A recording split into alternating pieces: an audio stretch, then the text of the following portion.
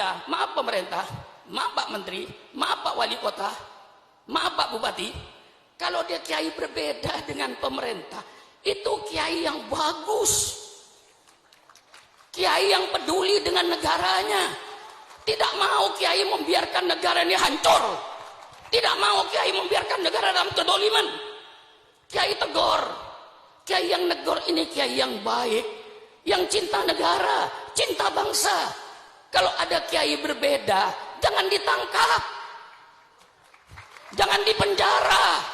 Kalau ada kiai berbeda, undang ke kantor kabupaten. Syukron Makmun berbeda dengan Bupati Lumajang. Bukan musuh saya ini, saya cinta sama bupati, supaya bupatinya tidak tergelincir. Undang saya ke kabupaten. Ini namanya demokrasi. Ngopi bersama dengan bupati. Betul atau tidak? Kalau perlu dengan mie goreng. Betul atau tidak? Mari bicara apa maunya Pak Sukron. Oh begini Pak Bupati Lumajang, begini Pak Bupati Pasuruan, sesuai dengan Al-Quran dan Sunnah Nabi begini. Kan enak toh. Jangan dimusuhi, lalu dianggap lawan. Ulama ini yang mendirikan republik ini. Kalau tidak ada ulama, tidak ada NKRI. Saya tegas, persilakan yang mau nuntut. Tidak ada ulama, tidak ada NKRI. Saya berikan fakta. Karena yang sekarang jadi pemimpin ini orang yang tidak baca sejarah barangkali. Ya, Al-Mukarram Kiai Stakuf itu yang akrab dengan saya dulu kakeknya. Kiai Bisri Mustafa yang akrab dengan saya kemana-mana. Lalu dengan Kiai Ulil Bisrinya, sekarang cucunya. Lah ini perlu baca sejarah. Ketika Indonesia mau proklamasi, Bung Karno bikin 60 panitia, gagal. Akhirnya bikin 9 panitia. Terdiri pada Bung Karno, Bung Hatta, Maramis dari Katolik, Abi Kusno, Wahid Hasyim, dan termasuk beberapa ulama-ulama lainnya mendapatkan rumusan. Apa rumusnya? Negara Republik Indonesia berdasarkan ketuhanan dengan kewajiban menjalankan syariat Islam bagi pemeluk-pemeluknya. Di luar Islam tidak usah menjalankan syariat Islam bagi. Nah, ini yang disebut Piagam Jakarta.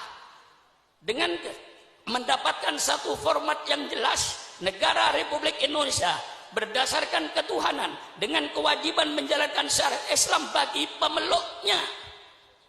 Maka Bung Karno diminta untuk segera proklamasi tanggal 17 Agustus jam 10 pagi.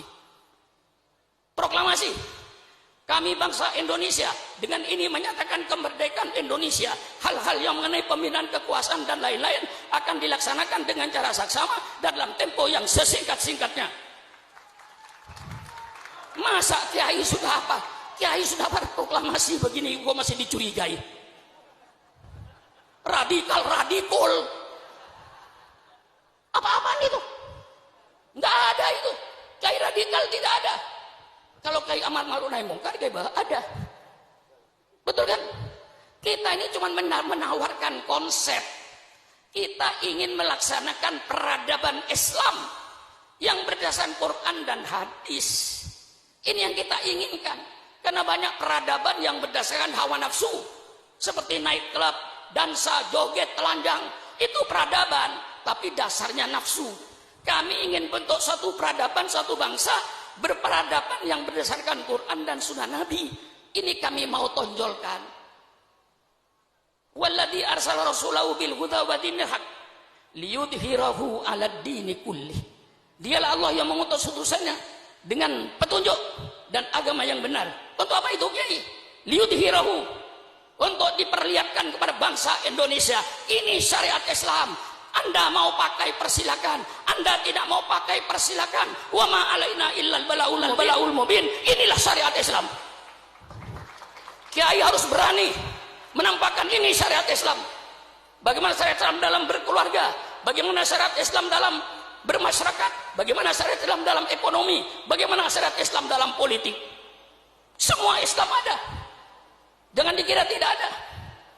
Yang sekarang pada kiai pada takut bicara politik. Kiai yang melarang politik itu dulu Belanda.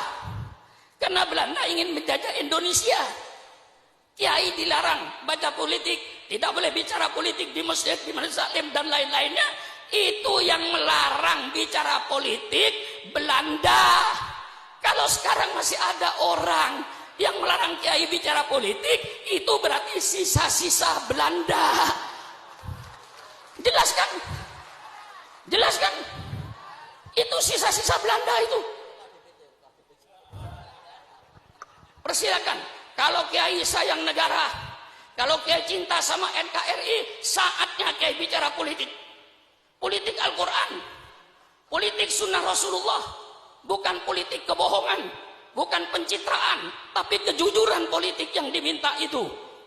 Betul apa tidak? Persilakan kiai bicara politik, politik Al-Quran, bicara politik, politik sunnah Rasulullah. Yang kayak tadi itu Pak Bupati dan Pak Menteri, itu semuanya dalam Islam ada. Jangan mempersulit urusan rakyat. Hadis, man waliya min amri ummati fasyaqqa alaihim fashquq alaih. Barang siapa yang memegang pimpinan urusan umatku, dia mempersulit urusan umatku, maka dia nanti akan dipersulit oleh Allah di padang mahsyar. Maka ketua RT, ketua RW, lurah, camat, bupati, wali kota, gubernur, presiden, menteri, jangan mempersulit urusan rakyat. Kalau bisa dipermudah, mengapa dipersulit? Jangan sebaliknya. Kalau bisa dipersulit, mengapa dipermudah? Iblis. Nah ini, betul? Betul ya Pak? Kalau bisa dipersulit, kalau bisa dipermudah, mengapa dipersulit?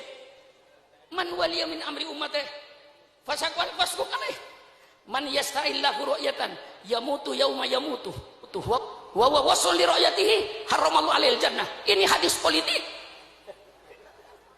Ayo bicara dengan orang-orang politik. Saya undang ke rumah. Ayo bicara politik dengan Syukuran Makmun. Ini hadis politik. Barang siapa yang Allah jadikan pemimpin, kemudian dia mati. Ketika mati kayak bah, sedang menipu rakyatnya, pemimpin seperti itu haram masuk surga. Haram masuk surga.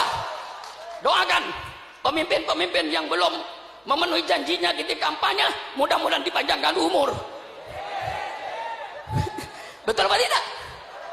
Hei, pemimpin-pemimpin yang kau belum melaksanakan janji-janjinya ketika kampanye, tolong ya Allah jangan dimatikan dulu. Kalau nanti dia sudah memenuhi janjinya, mau mati, matilah kau.